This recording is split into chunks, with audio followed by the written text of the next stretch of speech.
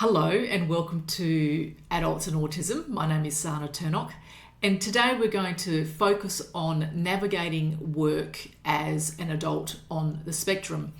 I did some research on this and found two studies, and they're focusing on an Australian perspective. So let's get started. A UN study in 2015 found that autistic adults face some of the highest unemployment rates of all disability groups.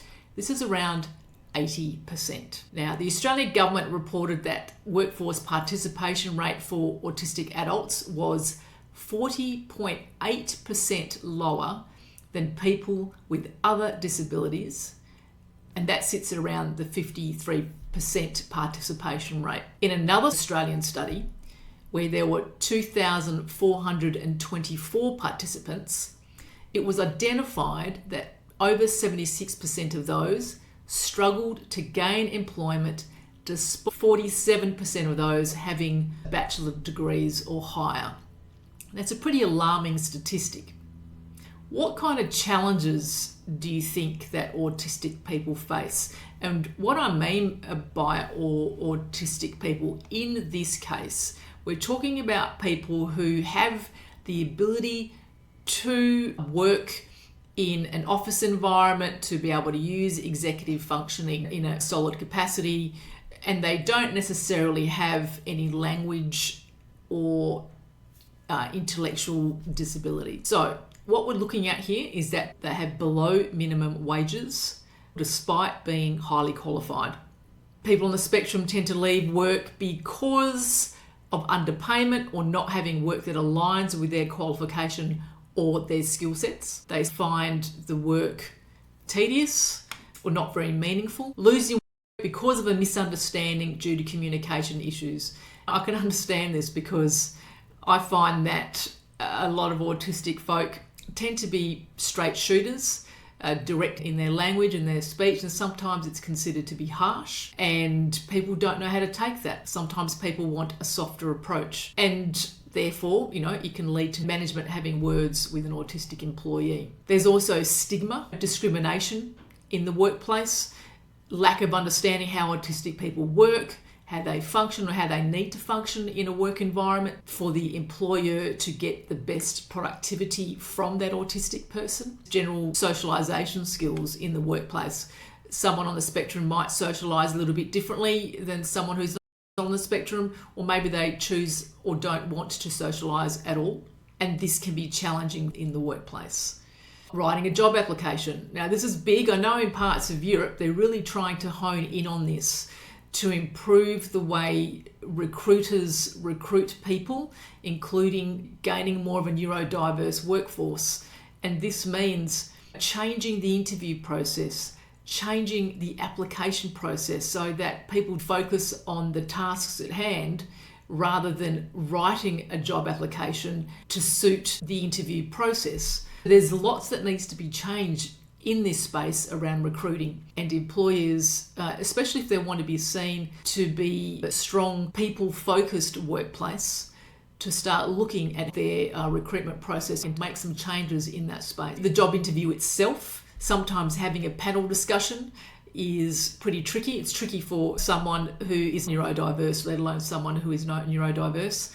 There's also co-occurring conditions. Now, autistic people aren't necessarily just on the spectrum. They might have other co-occurring conditions that relate to things like anxiety, depression, OCD, obsessive compulsive disorder, maybe dyslexia, dyspraxia, so having trouble writing or with numbers, and other co-occurring conditions. It's not that employees need to be afraid of this or concerned that the person is not going to do the job. I think one of the things that people need to be aware of is that when an autistic person applies for a job, they know that they can that job role. Sensory sensibilities. Now, this is a tricky one for a lot of people who are on the spectrum. Sometimes going into an open office environment and having bright light, being where there's a lot of noise, can be really challenging for people. These three things that I mentioned from an employer's perspective can be accommodated fairly simply without necessarily spending too much money, if any at all. employees who don't understand or are not aware of how detrimental these sensory sensitivities are to someone on the spectrum, especially where their work productivity goes. If you're able to just cut back on these sensory issues for the person on the spectrum, you may very well find that that person who is initially suffering, or you may believe to have productivity issues, may start to thrive because they've been accommodated or supported. Other issues are people not wanting to disclose their neurodiversity because they are scared of that stigma, as mentioned earlier. They are scared that they'll be seen to be complainers about the smallest of things.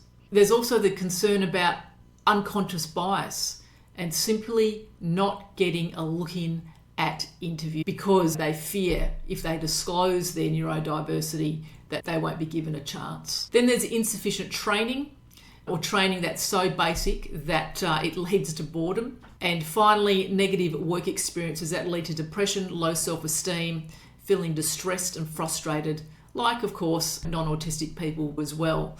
But I think the biggest thing here is if autistic people are given the chance, if they're accommodated well, if they have a fair chance at the interview process or the recruitment process from the beginning, and they manage to get the job role, it will make such a difference to self-esteem, to confidence, to work productivity. It means that it gives the person the opportunity to thrive, not only in their workplace, but also outside of work. They're bringing an income in. They're able to pay for their mortgage or rent, be able to contribute to society, and just generally live a good life. Making some positive changes, some simple positive changes. And this is now, I'm talking to the prospective employer. So people on the spectrum feel more secure, and this is psychologically safer, working with a manager and colleagues who have an understanding around autism, who may be open to asking questions, who may simply say, how can I help you once they know that that person is on the spectrum? Or how can I best support you? Rather than saying, I'm really sorry about that, or not saying anything at all. I think the biggest thing that can be done really about work and navigating work is to help improve the recruitment process so that autistic people have a better chance at applying, being interviewed, and hopefully also getting the job that they really want.